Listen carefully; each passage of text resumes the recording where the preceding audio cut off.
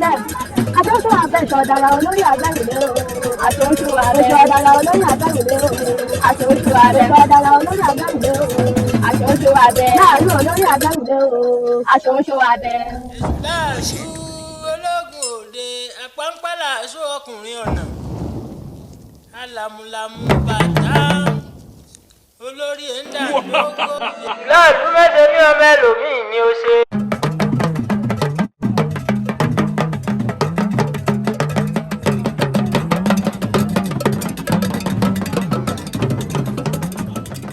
Ìdí tá a fi wà nígbà yìí lónìí ni ọdún Èṣù tá à ń ṣe. Ìdí ni wípé Èṣù ṣe ohun rere fún mi, ó pèsè fún àwọn ẹbí mi, ó dá mi sí lónìí, mo rí ọjọ́ òní, kò yẹ kí n kú, kò yẹ kí n ṣe ẹrẹ ẹgbẹ́. Mo dúpẹ́ lọ́wọ́ Èṣù, Èṣù fún mi láyọ̀, ó fún mi níre, mo dúpẹ́ lọ́wọ́ Èṣù. Ìdí tí mo fi wà bí lónìí ni pé mo dúpẹ́ lọ́wọ́ Èṣù wípé Èṣù fún mi ní oore tí mo fẹ́.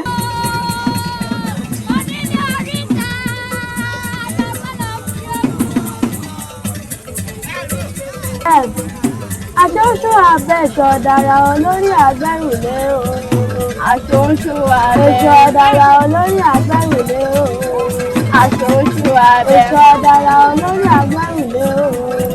Àtúnṣe àbẹ̀. Ìmọ̀dún ìbẹ̀rẹ̀ ní sùkú ọmọ ní sìnkú ọkọ ọdún ìyá tó bọ̀ tẹ́tí tẹ́tí bá tún bá yín láyọ̀ sí àlàáfíà ẹ̀yin ọmọ ẹ̀yìn ẹgbẹ́ ọ̀kan ti kú Èṣù lọ́mọ àyẹ gáàmà ẹ lọ sílé bàbá ẹ lọ sílé ìyá ẹ lọ sí ìbàdàn tó wà ń bẹ̀ dìde ẹ máa fún wọn lóúnjẹ ẹ mọ̀ bàtà àwọn ayé bàbá wa àti ìyá wa ilé ayé ọ̀mà torí kodò bẹ́ẹ̀ yìí ilé ayé ọ̀mà rí ládùúrádù ilé ayé máa kú ìgbà tí àwọn ìyá wa fẹ́ tẹ̀yìn lóko kò mà sí bẹ́ẹ̀ni ìgbà tí àwọn ìyá wa fẹ́ tẹ̀yìn lóko kò mà sí àbílẹ̀ lọ́pàá wọ́n máa lọ wọ́n máa bọ̀ ẹ jẹ́ ká tún ní ayé ṣe ẹ jẹ́ ká wí ìṣiṣẹ́ láti ìbẹ̀rẹ̀ wá ìṣẹ̀ṣẹ̀ òkì ń ṣẹ̀dá o Èṣù ògbà lẹ́dẹ̀ẹ́dẹ́ o Èṣù ògbà lẹ́sẹ̀sì o Èṣù òkì ń gbà kéèyàn máa parọ́ Èṣù òkì ń gbà kéèyàn máa ṣèké. Ohun tí mo ní láti sọ fún àwọn ẹgbẹ́ mi ni pé Èṣù kì í ṣe Sátánì, Èṣù máa ń fúnni níre.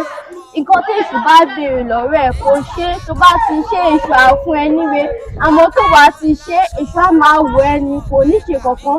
Èṣù yàtọ̀ sí Sátánì, Èṣù ní fúnni níre tí ń fúnni lájẹ́, Sátánì ló ń da gbogbo ìrìn àjò yàn rú, Èṣù ní fúnni níre tí ń fúnni lájẹ́ tí ń fúnni níre gbogbo. Òun ló ń pèsè fúnyàn, òun ló ń jẹ́ kí èèyàn wà láàyè, òun ló ń jẹ́ ká èèyàn wà láàyè, kò yẹ kí ojú kó ṣẹlẹ̀ síyàn. Èṣù mojúbà ìdìbà ló ń ṣẹlẹ̀. Èmi ni ọjọ́ àyájọ́ tí àwárí ṣẹṣẹ tí a yà sẹ́tọ̀ fún láti ṣe ìwọ́de àti polongo pé Èṣù kì í ṣe Sátánì, that is Èṣù is not Satan. Before I go there, ẹ̀dá aṣọ tí mo wọ̀ Èṣù ọlá ìlú. Why do we call Èṣù ọlá ìlú? Èṣù láàlú, Èṣù ọlá ìlú. Can something that is ọlá ìlú, can it be Satan? Can it be evil? Yorùbá ancestors conceptualize Èṣù as ọlá ìlú because of the role Èṣù plays between humanity and spirituality. Èṣù is a messenger to we oníṣẹ̀ṣe, especially babalawos.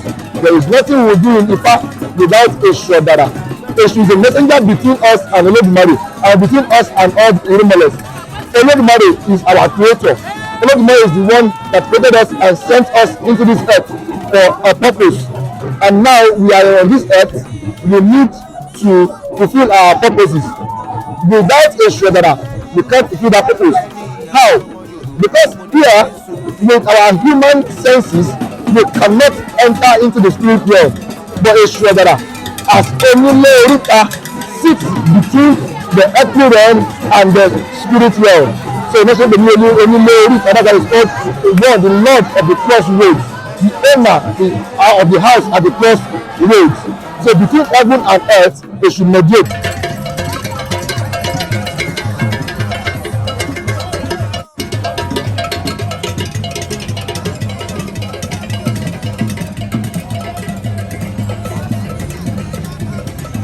Because of our mental self and our inability to reach to the spiritual realm for spiritual blessings, Èṣù goes into the spiritual realm to download blessings for us into the earthly realm. That is why he is called Èṣù Ològbè, because without him, how would you go to the spirit realm to download blessings? So Èṣù sits in our own religion as the mediator between man and divinity. If there's anything in the Christian realm that is close to Èṣù, it will be Jesus, because he's the one that stands between man and God, according to the Christian religion. So Èṣù is not Satan, except you want to tell an obvious lie. You cannot call Èṣù Satan, because their roles are different. Satan in the Christian religion rebelled against God. Nowhere in main history did Èṣù rebel against Olódùmarè. Like I said, he's a messenger between us and the spirit realm.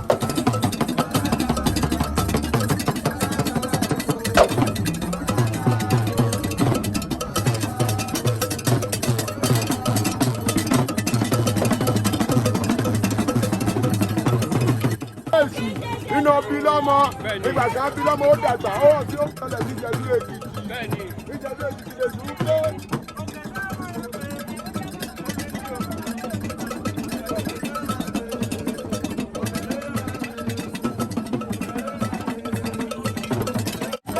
Satan was not the messenger between humans and the spirit realm in main world. So I don't know, but I studied Christian religion. I used to be a Christian myself. I was a state Bible secretary for NCC at Niger State in 2014. So they call us the state. I was the state rabbi.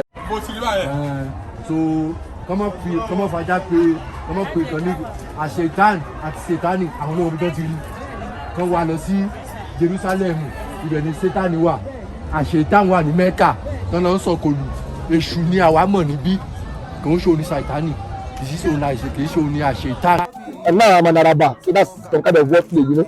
But then I understand the Christian religion to a very large extent, and I'm now in the Christian religion. I've been able to study it very well, and I understand it. I see that there is no correlation between Èṣù and Satan. If there is a connection between Èṣù and anybody in the Christian religion, it will be Èṣù and Jesus, because of the role of mediation. So ó jẹ́ bí ọ̀rọ̀ yẹn ṣe jẹ́ Èṣù kìí ṣe Satan ni o.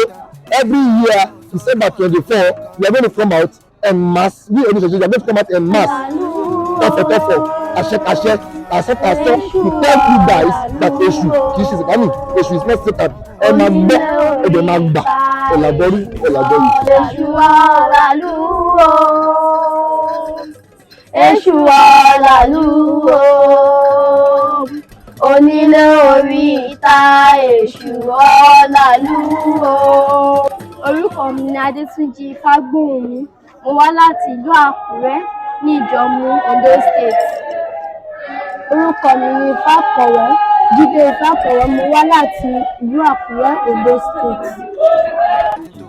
Ní àkọ́kọ́ náà àkọ́kọ́ dúpẹ́ lọ́wọ́ bàbá wa olúwo ńlá Ṣọlágbadé Pópóọlá, the President International Council for Ifá Religion. Àwọn ló ṣe àwọn ní inspiration wá sínú ẹ̀ láti create this àjọ̀dún náà ṣe lé ní pé Èṣù is not Satan.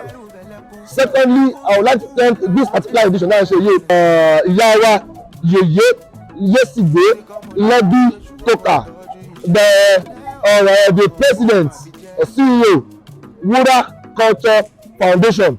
Àwọn nìyẹn àwọn ló ṣe best ìwà fún wa, and a lot of support wọ́n tún fún wa náà tí ó jẹ́ kí èyí tí wà mọ́ colourful. I like to thank her too.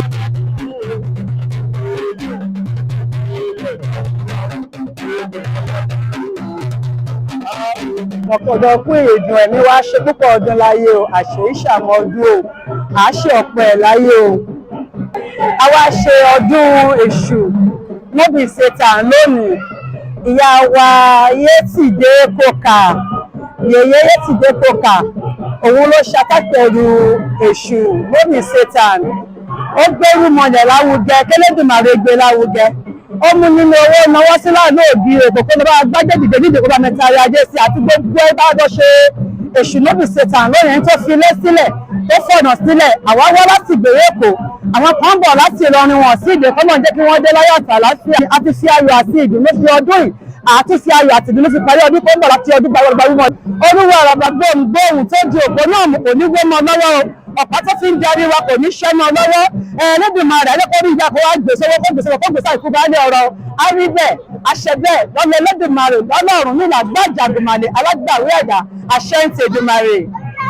Orúkọ mi ni Oníṣẹ̀wà láti ìlú Èkó, Ìyálájé general po mo tún jẹ́ ìyá òòṣà general nínú Ìkòròdú.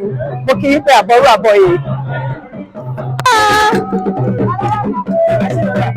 Ọdún bàbá jẹ́ ìlú ọmọ. Orúkọ mi ni T-Palace. Wọ́n gbà ní Ìwòrì Ọ̀sà níbi bí yìí. Ìbà Ẹlẹ́dùmarè lẹ́yìn o. Ẹlẹ́dùmarè tó jẹ́ kó ṣeé ṣe fún wa. Gbogbo àwọn àtàwà nínú pálọ̀tì àní títí ọ̀rọ̀ àní títí wàhálà ò ní jálì wá lórí. Ní ìlú Àkúrẹ́ túrẹ́ o, wàhálà ò ní bá Àkúrẹ́.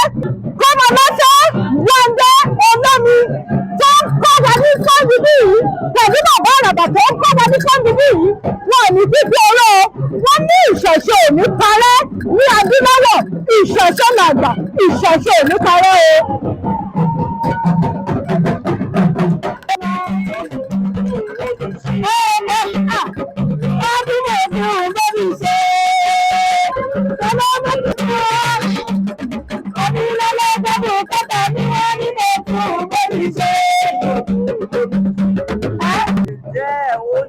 Ọ̀ṣun àti Èṣù pé wọn ní nǹkan ṣe pọ̀ pẹ̀lú àwọn ṣé bí àwọn ẹlẹ́sìn àjòjì àwọn kan máa ní Christian ni wọ́n àwọn kan máa ní Muslim ni wọ́n máa ní pé ẹ̀sìn wọn yàtọ̀ síra wọn ìjẹ́ nǹkan bẹ́ẹ̀ náà wà nínú ìṣẹ̀ṣe. Rárá o kò sí nínú ìṣẹ̀ṣe o nínú ìṣẹ̀ṣe bí mo ṣe jẹ́ Ọ̀ṣun mi ò tako Èṣù o torí pé àlejò lè wá sọ́dọ̀ mi nísìnyí ó jẹ́ wípé wọ́n ti sọ pé Èṣù ni kí n lọ bọ fún tí àdúrà ẹ fi máa gbà so bí mo ṣe jẹ́ Ọ̀ṣun èmi ò tako Èṣù so nínú ìṣẹ̀ṣe ìwọ lè ṣù Ògún Ṣàngó gbogbo nǹkan báyẹn kò tí tó takora wọn bẹ̀. Ọ̀ṣunwùmí Fáṣínà ẹni tó ṣe Èṣù jáde lẹ́yìn gbọ̀ngàn òun lọ́kọ̀ tèmi. Káàbọ̀ o, ẹ káàsán o, ẹ káàárọ̀, ẹ káalẹ́ níbi tí bá ti ń gbọ́ mi o. Orúkọ mi ni Ayọ̀bámi Èdèdèndé, àràbà awo ti ìlú Òkè Àgbè ní Àkókó, Ondo State.